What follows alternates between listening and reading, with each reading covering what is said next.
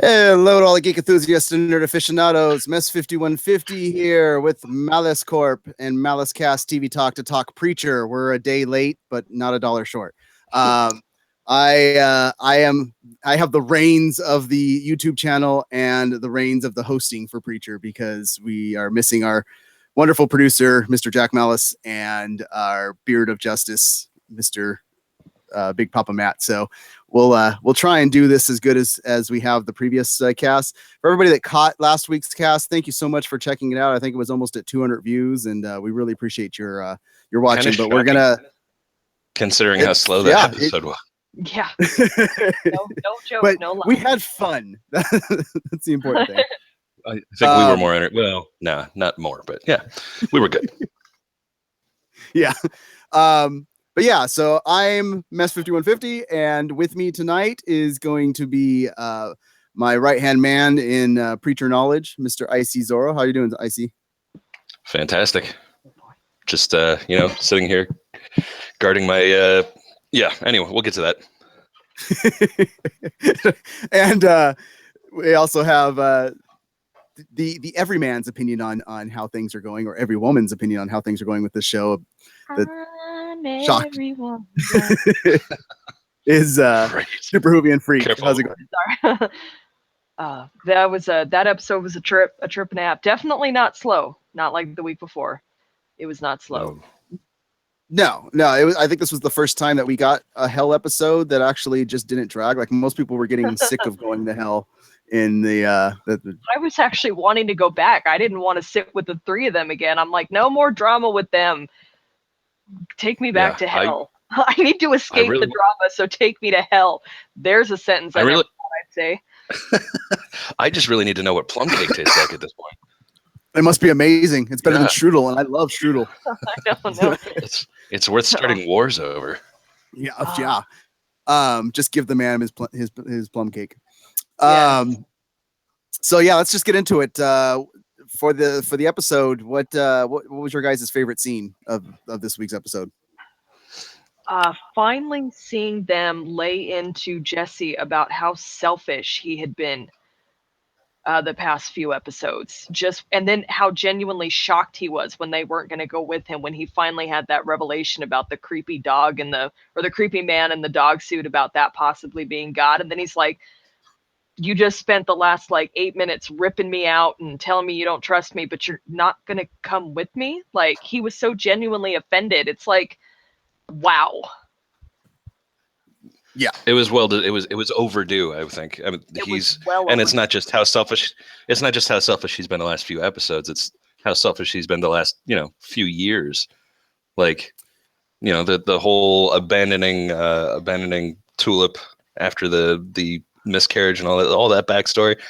My personal favorite episode of the evening was the flashback to when he was a kid, because it tells me what's coming up, and I love that backstory. Yes, that was. It's brutal, but I love it. Well, and that was very, very close to the comics there. That absolutely. I kept trying to. I like how they're keeping everybody in the dark of what they look like and stuff, because I kept trying to see how close to the characters from the comic they were. I mean, all we're getting constantly is Jody's tattoo on his arm, and that's really the only thing. Yeah, I want to see what Grandma Longel looks like. Yeah, but she doesn't look as haggard as she did in the comic. That's for sure. No, that's still a flashback to when he was a boy, so she's not going to be the withered old crone yet. No. Yeah, exactly. And I want to say welcome to Scatterbrain's podcast in the chat. He actually said plum cake tastes awful. And of course, Hitler would like it. So I'm wondering, is it like a sour taste to it, or what? But well, plums are sweet. So if you cook it down, I would think that it would be incredibly, incredibly sweet. So if you don't balance it right when you cook it, it could actually turn bitter. Now it's making me want pineapple upside down cake. Yeah. Sorry. Ooh. Okay. Sorry about that. Yeah. This is becoming the Preacher dessert cast. But that's okay, because you know what? It counterbalances a lot of the stuff that happened later in the episode. So So let's talk a little bit about the main characters in the episode. We said that we were happy to finally see some people speak up a little bit to Jesse and call him out for his stuff. How did you think about the reaction in the living room about the Saint and the fact that he wasn't in the truck anymore? Did you think it was well, when they pulled the truck up out of the swamp, he wasn't there. So I was a little confused that he wasn't in there. Like, did he get out himself? Did somebody let him out? Is he still really? I would still say he's got to still be considered a threat even without his weapons. But even without his weapons, I thought there were two possibilities. I thought it was either one, the guy who had the soul tracked him down, pulled him out to do whatever he does with people who have a part of the soul that was taken. And then two, I figured though it was the Grail, because they're subtly trying to break the group apart. For what purpose yet? I mean, I don't know about subtly. Well, they're not being to them it's subtle, but to us they're freaking hammering it. And I don't know what they're doing that for at this point, because the goal is to not kill them. So maybe if they break, they think that they the break goal is only to not kill Jesse. The goal is to not kill Jesse. So I mean, you would think though that if they want Jesse to take that roll up, then you would want to kill Tulip, and you would want to. Or no, I guess not though. If you can trace it back to them, then nothing would get him to kill you faster than killing Tulip. Yeah, I mean, I don't think it's a very subtle organization overall, and I think anything they have to do in their mind will get Jesse to take up that role of being God. Yeah, they'll do it. Being the Messiah, because the Messiah is a moron, according to Airstar. and this little detail does follow the comic very closely, because they do, go to him first, asking him to be a part of this whole plan and everything. And they did, but Airstar did at the end of last week's episode, and he did it again this week. So it's going to be the recurring thing. He's going to keep offering it, and I think until Jesse says yes. And so I love the randomness that's Airstar's character, because he will be talking about one thing, you're sitting there plotting everything out, and then he'll just look up and he just is like, I'm not a homosexual. Like, it had nothing to do with the conversation. That's a great moment too. And then, I love Featherstone's reaction, and then halfway into her sentence of defending it, just turning to Hoover and going, what did you do? Like, I know this was your fault. I don't know what you did, but what did you do? The look on Malcolm Barrett's face is when he said, I'm not a homosexual, you just see him go, oh. Yeah. That was fantastic. And speaking of that whole scene, there was a little bit of interaction that happened on Twitter with Malcolm Barrett last night about that that whole scene. So, just like, I mean, because that awkwardness of that line, like, what do you do with that line? Like, I'm so sorry. Like, do you want me to get you a refund? Like, how do you get a refund for? Well, that's how you fix your beeping backside. So Malcolm was trying to defend Hoover on Twitter last night, and it kind of worked, but kind of didn't. So that's always entertaining when he comes in and interacts with us. Both he and Julianne Emery have been fantastic interacting with us on Twitter and in general. Just in general, they're great with their fans. Yeah, absolutely. But yeah, so we get them kind of telling Jesse that he screwed up. I think we actually got a little bit of a drop, like a more timidness from Tulip personally. I know she like snapped a little bit at him, but she was it wasn't the anger that I was expecting. Because what it was more wounded. Exactly. She was more hurt. And when you're hurt, you get cold. Mm-hmm. When you're angry, that's you lash out and but typically when you're wounded, you turn that bitter ice and that's what I saw. So yeah, so I think the rage will come, but I think at this point she's almost numb. Like, what else is he going to do to her at this point? Yeah. If they didn't have the history that they had, any sane person would have left that relationship by now. Mm-hmm. Well, I did again, Tulip's not exactly sane. I got to quote one of the quotes from the episode, and I did love Cassidy's when they were saying, well, maybe we're safe or something, talking about the Saint, and he's like, well, what do you want us to do? Double bolt the door just to be extra safe? So yeah, nothing's gonna stop the Saint even without his guns. Hot yogurt bullets. The other thing we got from Cassidy was, how about Vancouver? Good meth, nice hiking. So, I've been to Vancouver. I can only vouch for one of those, and yeah, I'm hoping it's the hiking. Oh yeah, no, it's definitely not the meth. And we did get a comment from Scatterbrains podcast in the chat about asking who was the guy running out of the truck at the end of the episode. And yeah, we know that's Hoover, and it's assumed that it would be the Saint that's in that. Absolutely. In that, because he said continue what you were doing. And before jumping deeper into that, that's where we get that whole scene with Hoover and Featherstone, or Flufferman from Airstar. Hairstar's such a bizarre, wonderful character. He is like that. No, it's Featherstone, sir. He's basically angry German fascist Rick from Rick and Morty, but not as smart, maybe.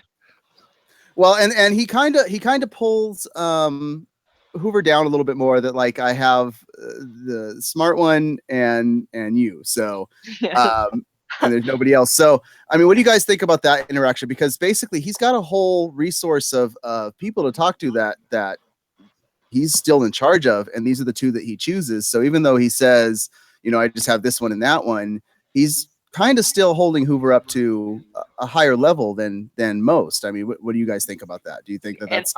I think that's going to be a choice he comes to regret. Yes. I think that they're probably on the level of like special agents or whatever. Like they've worked their way up through the ranks, so they're the somehow they've earned their positions as the lead, associates of the guy in charge there. Although in Hoover's case, I can't imagine how. Maybe he's just riding Featherstone's coattails the whole way. I don't know. He even states himself that this is probably not the best job that he's suited for. The reaction of, well, just pray that you're not, it doesn't come to you. And that's what made that end line so great. And he's calling them while doing unspeakable things that Jesse told him to do. And then just like, okay, pray to God, Hoover, because you're up. Plan A failed. It's time to activate Plan B. So get to getting. Or as we like to call it in reference to Hoover, Preparation H. Wow. Okay. Yeah, that's a bad dad joke. But so let's go into that. What do you think Hoover would be best suited for? I want to say clerical work, but clearly he's messed that up already. Yeah. I mean, he's recon guy. He sees patterns in things, at least he did in earlier episodes. And he, he's a good muscle man. When he steps, he's good at taking the beating, sadly. I mean, he's excellent at just getting his butt kicked and being that guy that fills that role, unfortunately. Sometimes you need a good punching bag around. And that's something I want to bring up too, that you brought up in the cat. I mean, this is jumping ahead a little bit, but we're going to kind of jump back and forth in this episode, since we don't have the all powerful beard to keep us kind of reined in properly and know how to do this with Big Papa Matt. So Scatterbrains podcast brings up, what about the word not working on the Grail receptionist the first two times? I want to know what your guys' thoughts are on that. Oh, that was weird. I don't know. I didn't see. Were they wearing anything? Like, did they have a headset? No. Nothing. They had like little receptionists, like less significant mic or earpieces than what we're currently wearing. Like, think Britney Spears on stage. Yeah. So I mean, could that have had anything? The second time, you could almost hear like a little electronic crackle when it didn't work. That's what I caught. So I was wondering if there was like, if they had set up some sort of like. Soundproofing field or something like that. Yeah, but if that were the case, why would they put it on the receptionist and not Airstar? I know. I mean, you would think that if anybody you would want protecting, it would be the one that's already been used by Jesse. He likes that was. Well, go ahead, Sarah. Oh, no, I was going to say. So, yeah, I think he's going to start liking it whether he wanted to or not. Yeah, and that's my question on this. Is this came up, and once again, this is now something that's outside of the comics, because he didn't, the power didn't just stop up and quit on him. I think there was an arc where he wasn't using it at all. Yeah. But But yeah, I mean, it's definitely something that's going to be referenced in the next, hopefully before the end of this season, but if not, definitely next season. You would think so, but this comes on the heels of, once again, something that's not in the comics. The fact that all his prayers through his life are recorded. They're recorded. That was a little creepy. How did they get him onto reel to reel? Yeah, I mean, where did they get that from? Is that something? I mean, do they have like tapes stationed all over the world? Were they tracking him from the beginning? Were they working particularly well with Fior at one point? Well, no, I think this is going back to last week's episode where we said that between the Pope and the Cardinal was a little bit more on spot with what was actually going on. About yeah, but still, how do they record the prayers of a 9-year-old? That's what I'm saying is maybe they are. Does Humperdoo actually have divine powers? Maybe, who knows? Maybe slightly, but we know that from the photo. I mean, he had the photo of dog, which of God. I'm so glad they made that work. Yeah, and you guys called that last week, so good job on that. But what I'm saying is maybe they are more inclined actually working with the angels themselves, and that's where they have access to this stuff and everything, which is creepy on a whole other level. That a creepy organization like that would almost be backed by the power of heaven. And Scatterbrain brings up the what you were saying about why not Air Star for the headphones or the inhibitor or anything. Yeah. And he brings up that unless Air Star likes being used, which we've kind of seen in the comics. Yeah.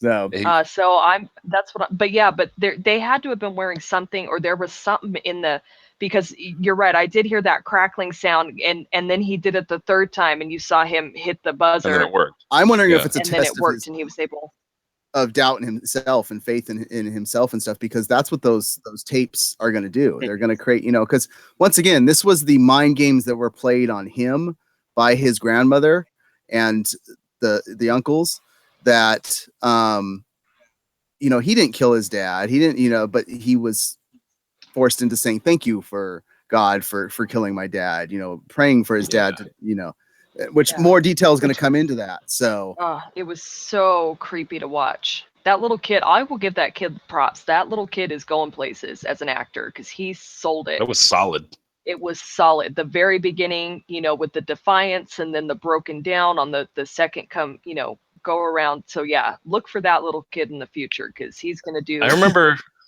wondering in the comics and seeing it on TV again. I was wondering, how the hell is that box waterproof? Like, I saw that there were air hoses going. When I looked at it, I was like, "There's cracks throughout the entire thing." That was straight up leaky ass old wood. So how was he? Yeah, exactly. How was he breathing? But the water got. No, there were hoses. The truck. There were hoses going. There were air hoses going to and from the box. Yeah. Okay. Yeah, but when you opened the box, it was completely waterproof. He was able to sweat in there. So. Wow. So Scatterbrain brings up another great point. Airstar has high connections. If you can connect heaven from an old landline phone, prayers can be recorded via reel to reel. Actually, you know what? The point she just brought up is maybe Airstar used the soul machine that the Japanese guy had to take the receptionist's soul. If you don't have a soul, the word doesn't work on you. But it did work the third time. So considering that 1% of Jesse's soul in the Saint of Killers made the word work on him, I like the idea, but I don't think it really plays with the rules they've set up. I think it's just Genesis kind of fighting with him a little bit about like, don't doubt yourself or something like that. That's just my Maybe. It is possible. I mean, he's never really had that power. I kind of hearken this back to the second Spider-Man, when he starts having that self-doubt and he can't use the web anymore. No, I mean, it's like the that web flinging impotence. Yes. Exactly. So it's kind of like that. You wonder if maybe these supernatural abilities sometimes are powered by your faith or. No, what were we just talking about? Yeah, sorry. Go ahead. Sorry, the encoder just gave me an issue, but we're back.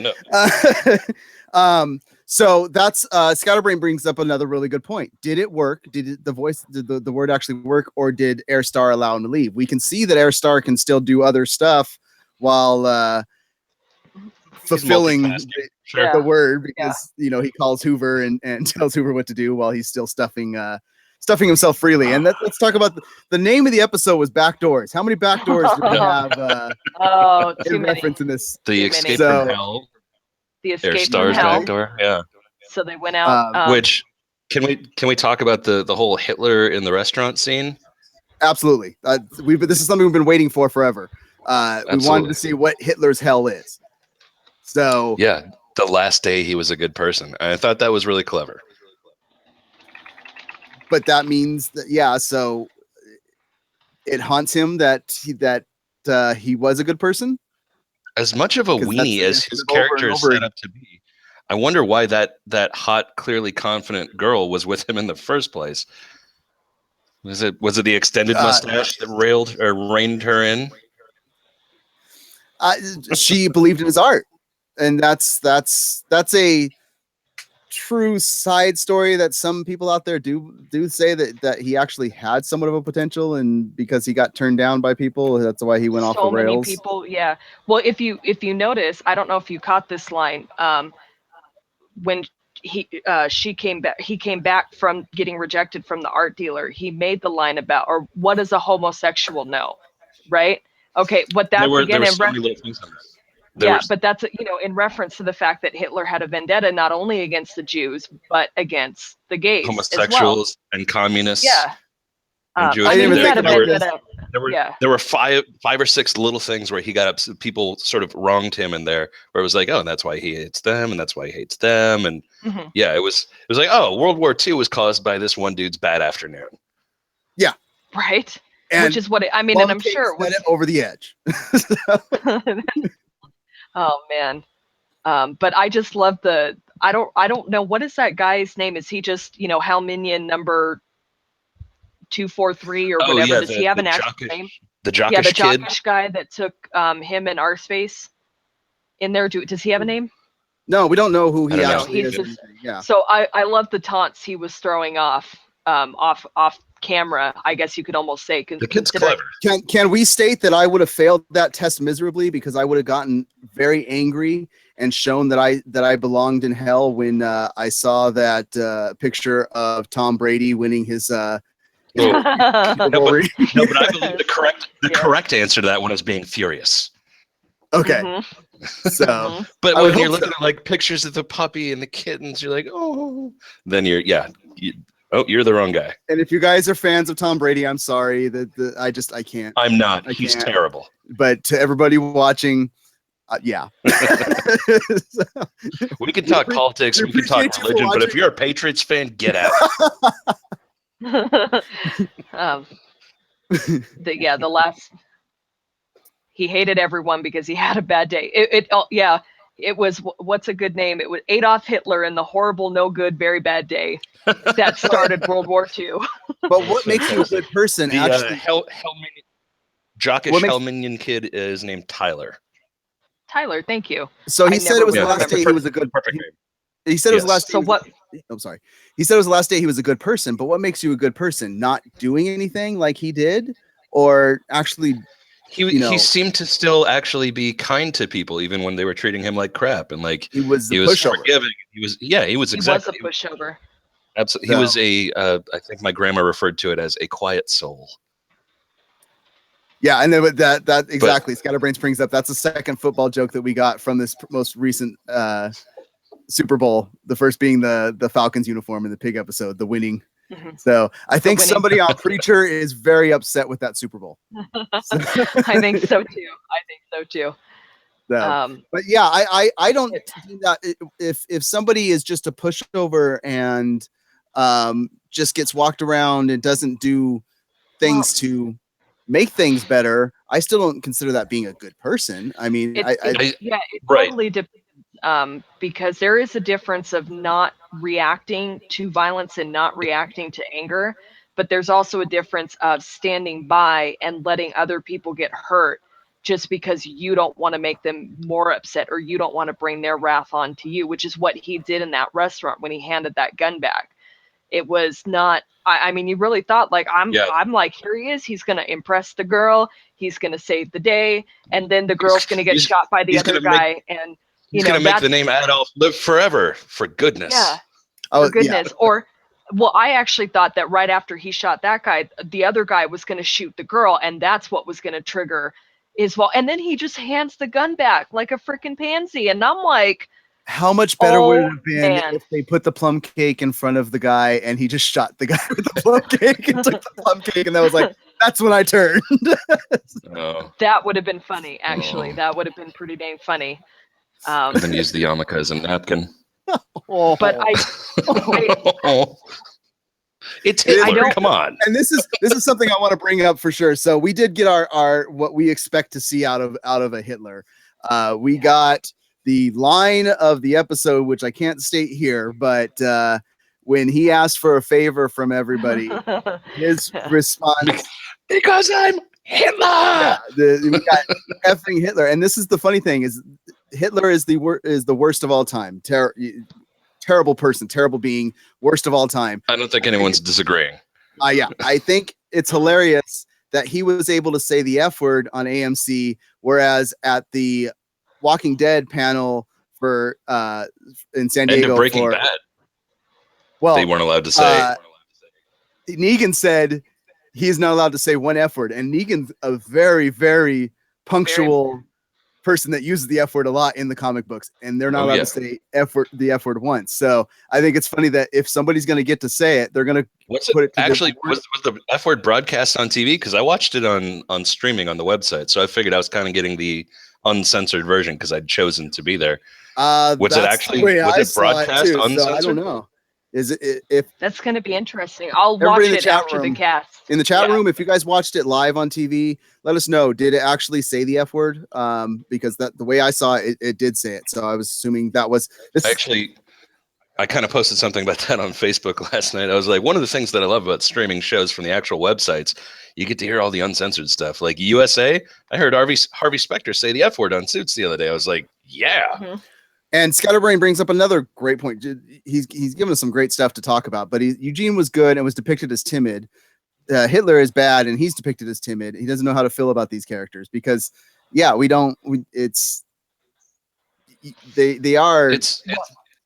Well, you know, what's the famous quote? Life is 90% what happens, or 10% what happens to you, 90% how you react to it. They clearly reacted in very different ways. Well, you can fake something for so long. As we saw a couple episodes ago, Arseface faked being pretty much a badass for so long until it was like, you know, he couldn't be that guy anymore. Hitler apparently can just fake being a nice guy again and timid for so long before once that opportunity comes.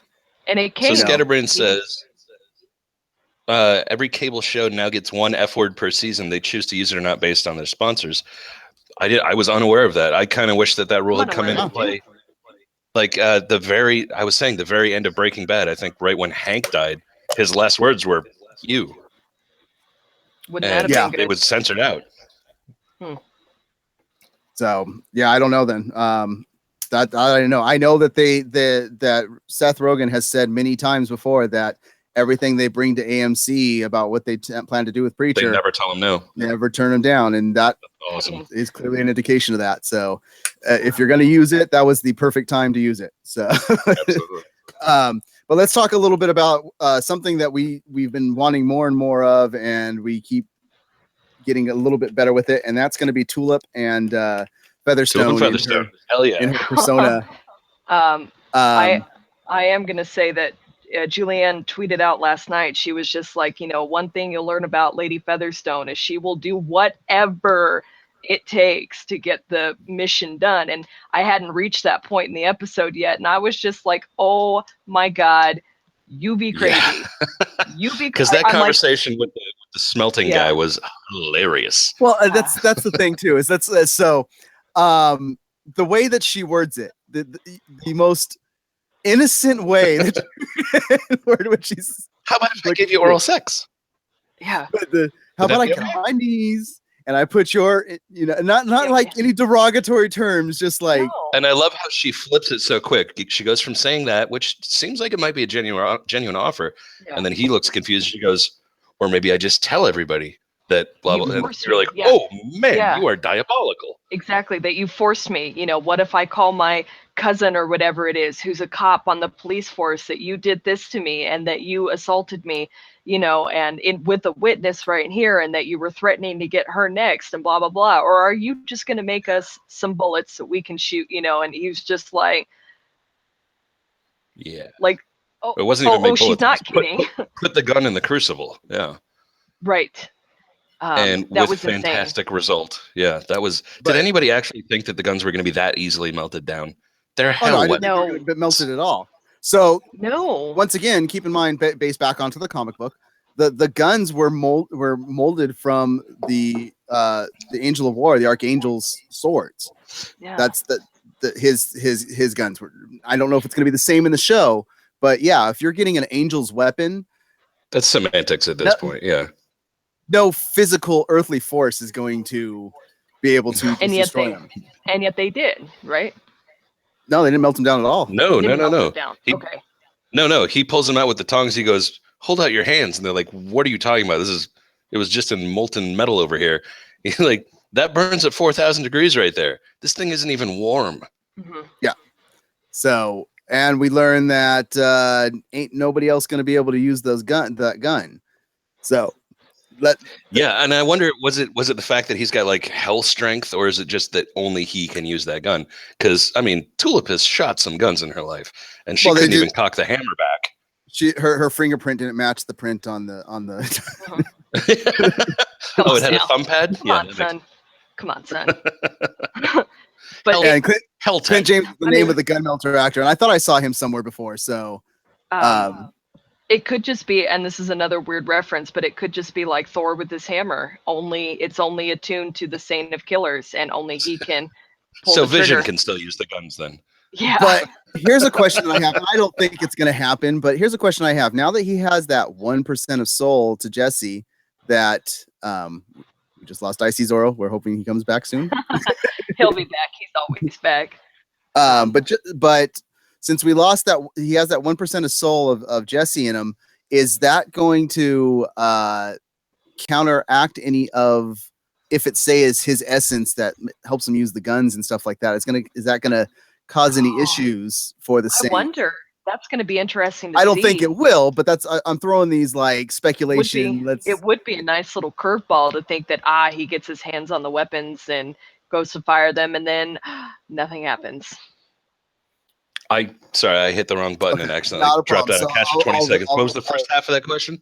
So the first half was that for the fact that the Saint has 1% of Jesse's soul in it, and it looks like the Saint's the only one that can use the guns. Is that going to alter his ability to use it? I wouldn't think so. I would say those guns are specifically designed for him, and he's still him. It's just that the only real thing that soul, that 1% of soul gave him, was the unfortunate side effect of being controlled by the word at this point. Yeah. And now I'm wondering why they didn't try to do anything with the sword. Like, clearly you don't have to use any mechanisms to swing a sword. Maybe, yeah. Well, didn't they mail it? You see how sharp that sword is? It didn't even get nailed. I like that it got. How did it get wrapped up in newspaper without a problem, but went completely through everything through the mailbox? Yeah, and through the mailbox without the paper on anymore. Did anybody see where they were mailing them? I'm genuinely curious because I didn't catch it. Which she brought up earlier. She's like, well, then I guess we can just mail these to Rio. Not Bimini? No, not Bimini. But I don't know why mailing to Rio. That doesn't seem like where you just, I don't know, mail guns to. Well, Vancouver's got the great meth and hiking. Rio's got the great cocaine and beaches. I don't know. Maybe because the Pope lives there. I mean, the Pope lives in Rio. Rio de Janeiro? I thought he was from Rio. Yeah. From Rio? Originally. That's what I meant. Sorry, that's what I meant. Is he's from Rio? Like, I'm pretty sure the Pope lives in the Vatican. That's what I meant, though. That he was originally from Rio, right? Okay, I think it's Brazilian. But no, he's Argentinian. Isn't he? He's Argentinian. Yeah. Okay. I don't know my countries anymore. City where Heinlein. But that there is one thing. Speaking of the sword and the weapons, there was another scene back when they're ripping into, and giving Jesse hell for not telling them about the saint. And she's like, okay, well, Cassidy lost his fingers. I basically lost my damn mind. What the hell did you lose? And he had that opportunity to be honest and say, look, I gave up a part of my soul to try and get back here. And, but, and again, he kept it secret, and I get it. I mean, he's a private person. He doesn't like to just reveal information like that. But you think that wanting to gain back trust, that he would have given that information up, because that's a big deal. Well, even in the start of the episode, like the previously on, they showed specifically where he didn't say I sent him back to hell. He didn't say I gave him part of my soul. He just said he's gone. That was it. Like he just like it's not a problem anymore. Don't worry about it. But yeah, you would think he would earn some trust back with that. Why would you want to? Yeah, but why would you want to release? That's a very personal thing when you're giving up portions of your soul to, that's extremely personal. It is. So wait, the Saint of Killers is now a Horcrux for Jesse. True. That's and then the other thing I want to talk about with your thoughts is from Dennis. How much of a deterrence is he becoming? The character is an annoyance.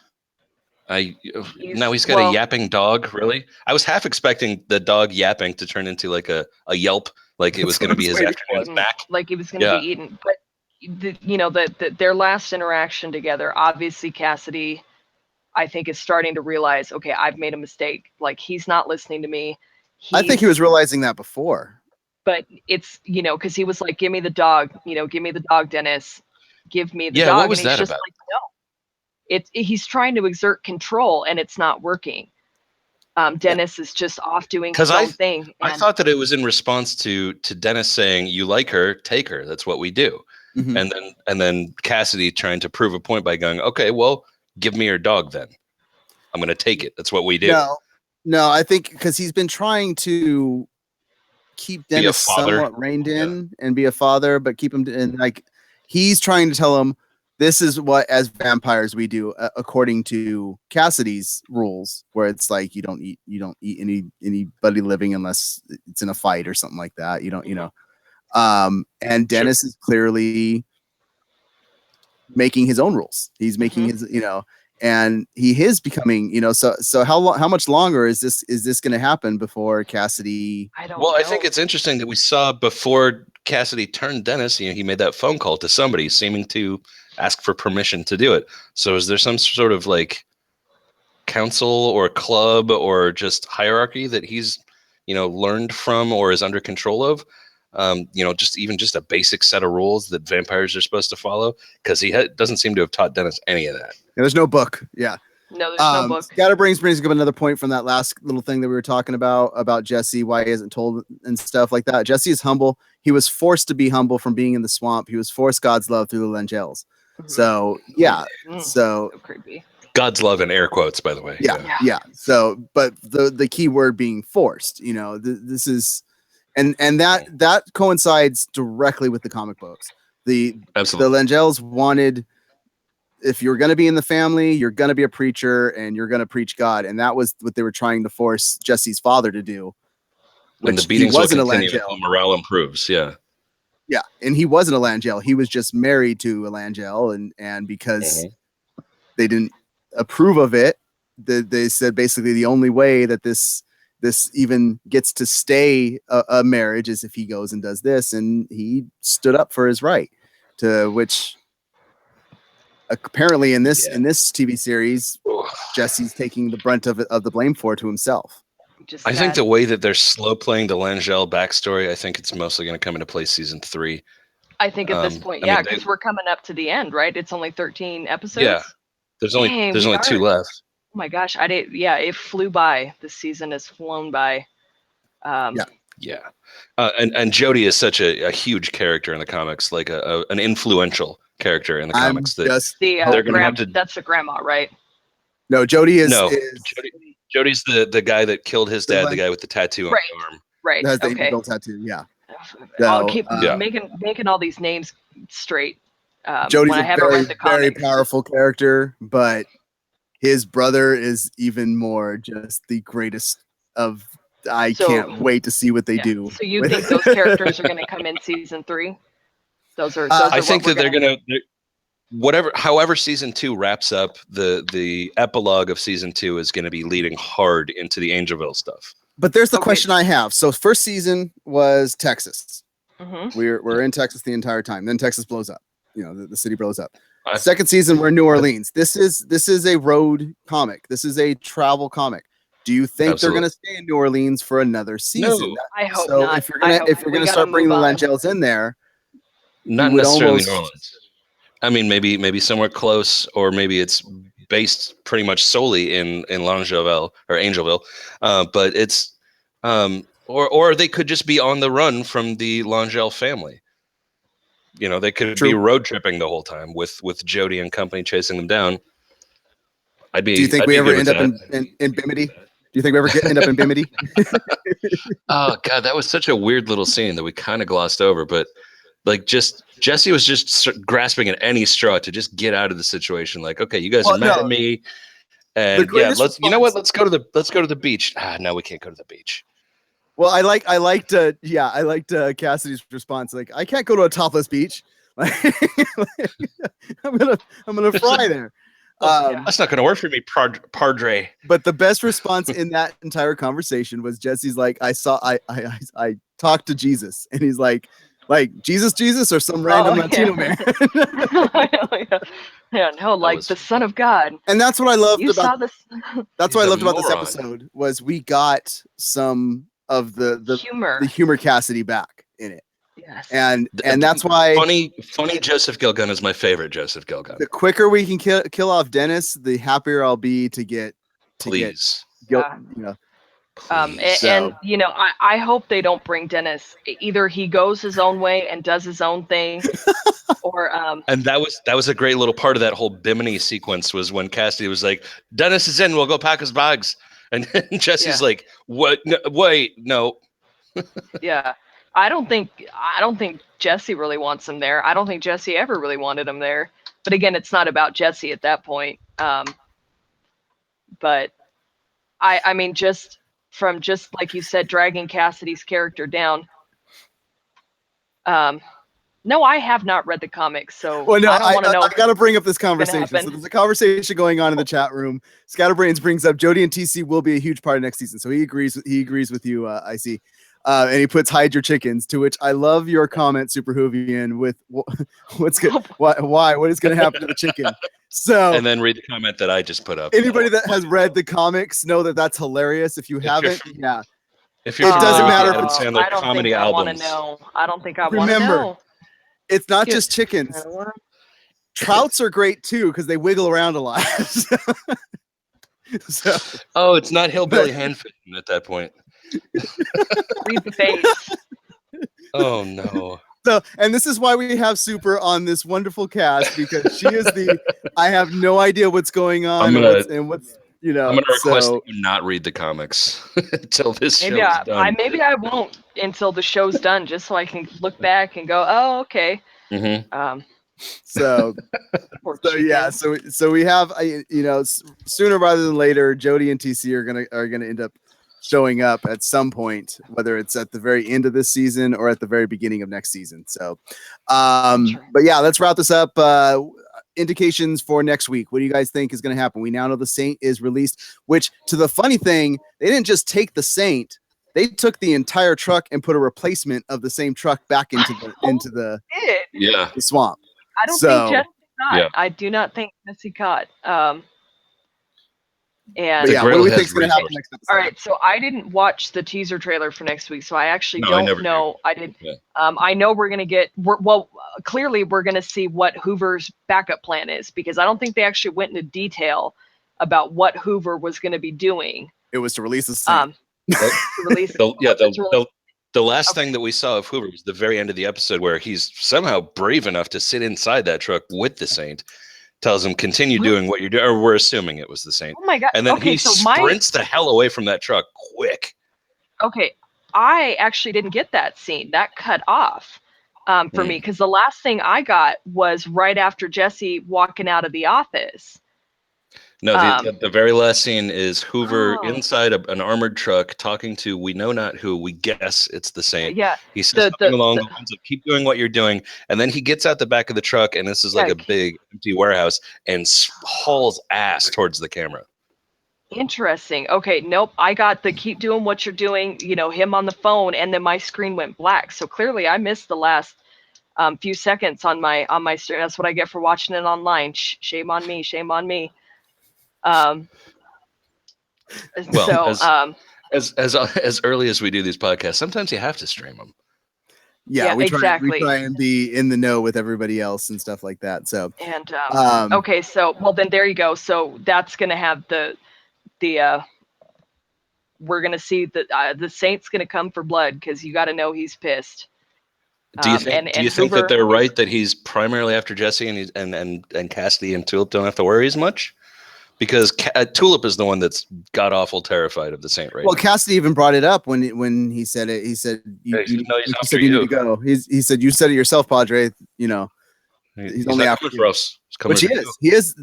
He is after his one job that was given to him, which was to kill Jesse Custer. Oh, so the other thing I understand why he's following the orders of friggin' Fior. Who knows? But the other thing we forgot to bring up is that they now know in hell where the Saint is. Yes.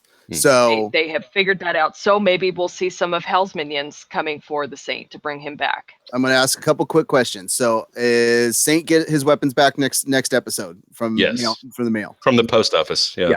Okay. So definitely. So is he like attuned? Although to them? they may or do you have think lost the Grail is going to tell him? The Grail will tell him, right? I'm assuming Lady Featherstone is going to tell him. We'll find out, I guess. Yeah. 2, does the connection go even deeper with Featherstone and Tulip, or is she going to finally start slipping up and Tulip's going to start getting aware at some point? I think she's got to slip up at some point. You can't have that relationship go too deep and trusting for too long. Otherwise, it doesn't make sense. Otherwise, it doesn't make sense for a character that's normally as paranoid as Tulip. Yeah. 3. Go ahead. Sorry. No, go ahead. I was going to say Tulip's just desperate for someone to listen to her and be on her side. And right now she's feeding that. Feeding. And that mousy brown wig is helping. Exactly. So the third one, and I just blinked on it because this is how great my mind is right now. How long is it going to take Airstar to extricate all that tape? Yeah, it's going to be full. Yeah. So, like pulling a rope.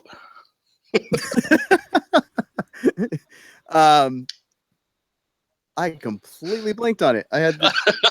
Sorry, you guys threw me off. Yeah, go look. I apologize. This is what happens at the end of the cast.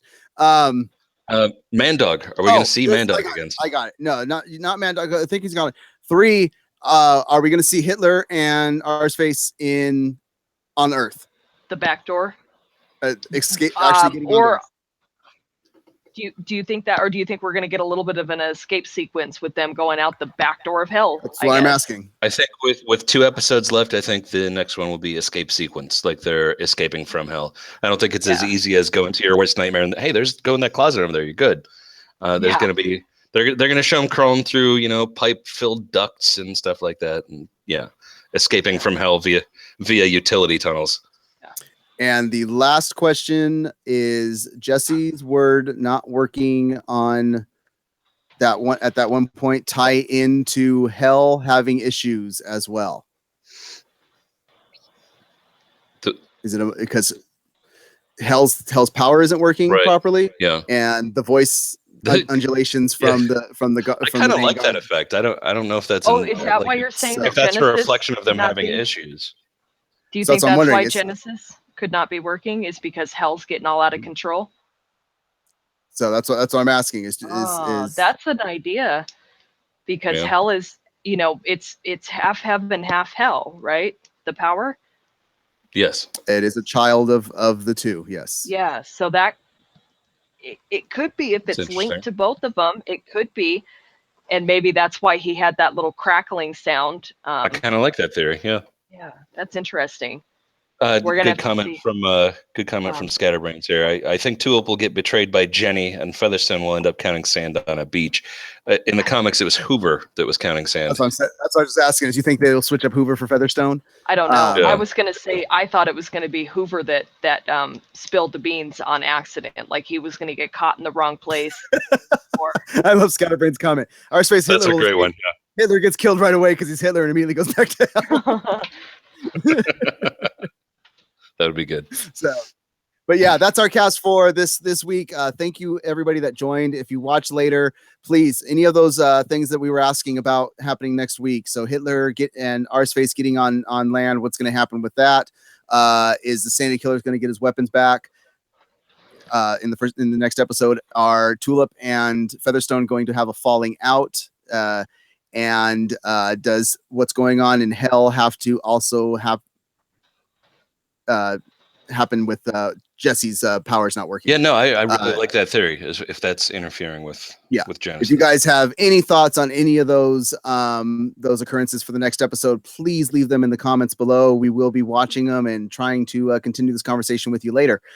Scatterbrains, thanks for showing up. IP Freely, thanks for showing up and talking. We do this every week, generally Monday nights, 9 p.m. Pacific Standard Time. And this is an interactive chat room. We're just three faces that talk, but we're not always that entertaining. But what's going on in the chat room really is. Speak for yourself, bro. We'll be more entertaining next week when we get the epic beard back. But yeah, come back next week. Maybe we convince the caller to come back too. Yeah. Come back next week. Hit that like button if you liked it. Hit the subscribe button. We really appreciate you guys. We do all types of podcasts, and we'd like you to come back and interact with us on this stuff. Let's talk about where we can follow everybody. So Super Hoovian, where can people follow you if they want to see your insights and your interactions with Hoover and Featherstone on Twitter? Come on Twitter. I'm at Super Hoovian Nut, and it's no joke. All throughout the week they'll be talking, but Monday nights especially they interact. So go read the conversations that we had under Malcolm Barrett at Verbal the Rapper on Twitter. It's at Malcolm Barrett. Verbal the Rapper is just the name that he has on top. Right. I flipped him. Yeah, at Malcolm Barrett, but it's Verbal the Rapper for his actual handle. So yeah, it's good times, it's good conversation, and sometimes you just leave the conversation going, I cannot believe I just had that conversation with a celebrity. Yeah. I think the whole conversation went to what type of other things could Airstar enjoy having put into the back door, and I think we got to Blu-rays at one point and all different stuff. So. And then I chimed in with there's Alanis Morissette's new little album called Jagged Little Edge. It should have been Jagged Little Thrill. You missed it. It should have been Jagged Little Thrill. Yep. So, Mr. Zorro, where can we follow you? It's at ICZORRO, at ICZorro on both Twitter and Instagram. And we do have a website, guys. If you guys are interested in writing anything about all things nerd, whether it be comic book options and TV shows and movies and stuff like that, we are looking for writers for MaliceCorp.com. If you're interested and it's something that you have a passion for, please leave a comment below about it, or come to MaliceCorp.com and let us know. There's a link in the descriptions. There should be, at least I didn't write the descriptions for this one, so I don't know if they're or not, but malice-corp.com. You can also follow the main website on Twitter at malice underscore. No, malicecorp.com. Twitter.com/MaliceCorp. Yeah. Malice Corp, yeah, sorry. Or you can follow this cast where we do the TV talks. We did the CW talk yesterday. We do our general cast on Fridays at MaliceCast. And you can follow me on Twitter at Mest51. Sorry, I'm getting mixed up. Mest_Malice Corp. You can follow me on Instagram, where some of you saw tonight's thumbnail, at Mest5150. Thank you so much for coming in. Make sure to hit that subscribe button when it pops up on the non-live. Go ahead and hit the video if you want to see last week's video over here. And if you want to see any other stuff that we've done that's recommended for you, go ahead and hit that little video. It's going to pop up here.